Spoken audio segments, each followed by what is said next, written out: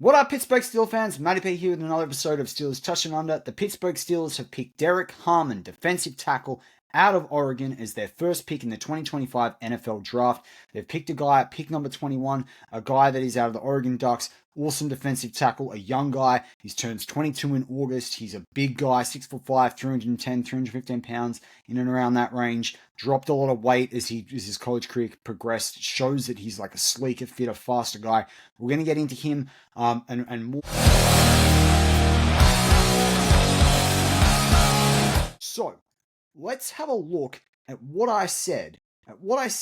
Way back on the 24th of February when I reviewed him, because not a lot's changed. And it kind of gives you a hint, a little bit of a hint about the what we can expect from him, why the Steelers drafted him, and I definitely think it's an interesting situation. The Steelers find themselves in here with now a really good defensive tackle to go alongside, or interior defensive lineman is probably a better way to talk about it with the 3-4, to go alongside Cam Heyward and Keanu Benton. So this is what I said. We'll get into Harmon as well, because I wanted to talk more about this prospect, this young bloke that I've talked about that, as I've said, is kind of an interesting prospect when you think about the age that he is. 6'5", 310 pound at his age, absolutely huge. He's a 4-year guy too. So yeah, just absolutely nuts. I think he turns 21 pretty soon though, so I don't think he's 20 for much longer. But 9 sacks for him over the course of his college career. 9 hits, 72 hurries is absolutely huge. 67 tackles. Again, really is a big numbers for a young guy. Oregon's had a good team for a couple of years now as well, so I really like that from him, and versatility in that defensive line as well. So it'll be interesting to see from his perspective. I think I want to pull up his snaps actually, because that's going to give us a good me to give you the right accuracy with what I wanted to say next about in the D line. Yeah, that's right. So we look at this. We can actually look at where he played his different snaps, and when you look across the D line, okay, let me get this one right, because they're not going to total it up. Yeah, we need to. Yeah, you can look at it like this. This is probably the easiest way for me to do this while I'm doing it live with you guys. So he's mainly lined up on the left side, defensive line, on the left side, right? That's where he's basically like and rushing. So when you look at that from that perspective, lining up against the left tackle, he's got a guy that's going to rush in. So they're probably not moving Benton if you're going and getting Harmon. So that's a big consideration you've got to make. But maybe you don't need to move Benton until Cam Heyward retires. That could be a decision that the Steelers look to make.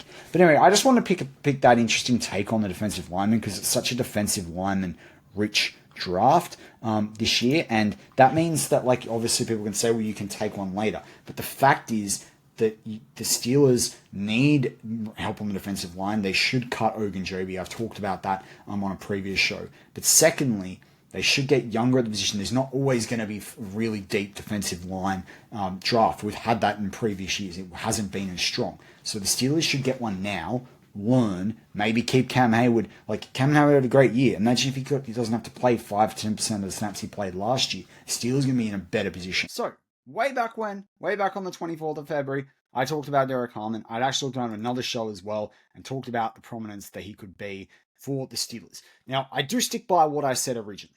He is someone that is going to be more of a defensive lineman in a 3-4, not a nose tackle. And in the press conference after the pick, they asked him, what are you going to do about nose tackle? And Mike Tomlin said, while he rushes in the A gap and he can rush in the B gap, and particularly he's done some great things in the A gap, he's not a true nose tackle.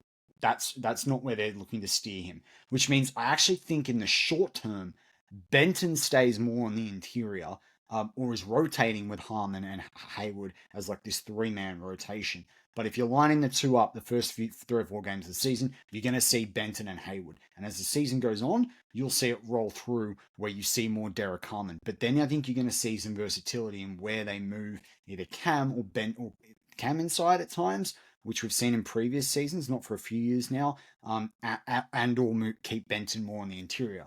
Now, I talked about the fact that they need to cut Ogunjobi. They went and did that. That's what, and Mike Tomlin said in the press conference that this was, while they looked at trades along with Omar Khan at 21, they were in almost an emergency situation at defensive linemen. So it made sense for them to go get a guy like Derrick Harmon, who most people had as a consensus anywhere from 2 to 4 defensive tackle. In fact, he was the 23rd best player, as seen on the screen right now, in Daniel Jeremiah's top 50 players, and this is the 4.0, moved around a little bit across that, but the 23rd best player, the Steelers picked at 21, he was at a key need, right? There's more wide receivers, there's more cornerbacks, there's 3 defensive linemen in here, there's offensive linemen as well, so when you look at the D tackle, 23 best player, they got him at 21, you can't really argue with that. On the NFL Draft Big Board on PFF, he was the 42nd best player, and I think he was number 7 of the defensive tackles. I think he's a lot higher than that, so that's where I'm going with it. That is what it is. That's PFF. On the Pro Football Network, the PFN side of things, he was the 18th best player overall in the draft, and he was the second best DT behind Mason Graham as well. So definitely, whichever way you look at it, the Steelers didn't overdraft the guy. You could argue that he was underdrafted because he was picked later than what his ranking was.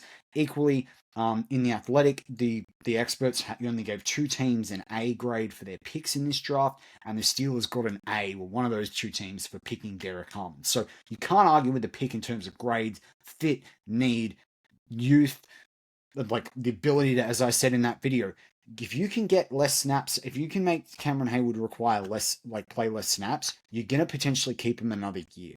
That would be awesome. But equally, having him fit, having him able to have another career year, having him able to keep him fresh, which means that you can keep more pressure on the offensive line from the Steelers' defensive line, putting that pressure on, that's going to help guys like TJ and Highsmith down the stretch as well. I really like this. And this is a great pick, considering they didn't invest here in free agency, but they invested a linebacker with Malik Harrison. They invested a cornerback with Darius Slay. This is a very good decision from the Steelers. And if defensive tackles make big money, you got a guy now for 5 years as well. But let's go back to Derrick Harmon. As I said, 18 tackles for a loss. He's at 8.5 sacks on Sports Reference, on College Sports Reference. That's Pro Football Reference's college version. He's at 9 sacks because PFF rounds sacks up on PFF. The batted balls, he has 4 on PFF. He has 4 pass defenses on Sports Reference. So that's big because 4, we know that the Steelers like the ability for their interior defensive linemen to bat balls down. I remember saying that when I went through the mass pages in that last video. That is the case with him here. He's only missed 19% of tackles according to PFF. They don't have a missed tackle rate for him on Sports Reference, unfortunately. That kind of sucks. But played over 1,570 snaps according to PFF, as you can see on the screen in front of you now. I don't, unfortunately, have the snaps for him across Sports Reference. They don't count that as well. They're a bit lighter on than what they are compared to what they do in the pros. But a guy that, when you play 1,500 snaps and you play for Michigan State and Oregon, it's nothing to shy away from, right? He's a guy that's done equal run defense, equal pass rush. That was quoted by Tomlin as well in the press conference as saying, look, it's something that he's quite capable of doing in both situations. That is not something that every defensive tackle, when they come out of college, is good at. Some are much better at pass rush. Some are much better at run defense. This means you got a guy who can play 3-4 downs when he needs to. That is really big for the Steelers as well, particularly when you are in a situation where Cameron Heyward only has a certain amount of years left, right? He's only on a 2-year contract. He's not going to play past that. It'd be very rare unless he does move inside, and I don't see it happening.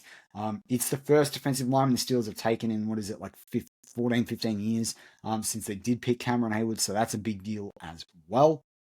And it sticks to the theme of what the Steelers I've wanted the Steelers to do over the last three drafts now is trenchy, not trendy. And you can't argue with that because they're a team that is rebuilding. And these are solid pieces when you look at the offensive line investments they made last year, you made defensive line investment this year. I said on the show that I appeared on Steel Nation Australia during the live draft. That's why this is coming out a bit later. And I said, like, you could still go back and get another defensive tackle during this draft and keep getting younger. Darius Alexander out of Toledo is still there. I think he's a really good player. I do think he'll go in the top 45 picks. But from my perspective, it's huge that the Steelers got Derrick Harmon. I've heard some great things on the personal front as well. He's hungry. Mike Tomlin said they want to bring that big play energy on the phone to him. They want him to bring, the disruptive energy. He's a guy that can do that. He's clearly, I think he's pro ready. I only had him behind Mason Graham, and I thought it was a lot more even than most people will make out. I think the ceiling is really high. The upside is high. Love this pick. You let me know in the comments. Do you like the pick as much as I do, or did you want Shadur, or did you want another bloke as well? The only other one I would have considered, I think, at the pick was Yade Barron, and he went the spot before Derrick Harmon. But I did really want the Steelers to get defensive lineman in the first round, and to me, they got the second, if not, they got the second best lineman on paper today, and I think they got the lineman with incredible upside. But yeah, you let me know in the comments. As always, go Steelers.